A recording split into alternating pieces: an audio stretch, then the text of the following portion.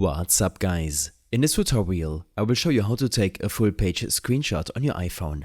iPhones have a built-in feature that lets you capture an entire page. To get started, open any app or website where you want to take the full page screenshot. This works best in apps like Safari or Notes where scrolling content is supported. Now, press the power button and volume up button at the same time to take a screenshot. Once you see the screenshot preview appear in the corner, tap on it to open a screenshot editor. At the top of the screen, you will notice two tabs, Screen and Full Page. Tap on Full Page to switch to the full page view. You will now be able to scroll through the entire screenshot and even edit it using the markup tools provided at the bottom. When you're done, tap Done at the top left. The full page screenshot will be saved into your Photos app. Alternatively, if you want to save it directly to your Files app, tap the Share icon at the top right instead of Done. In the Share menu, select Save to Files. Choose a location, rename the file if you want, and then tap Save at the top right.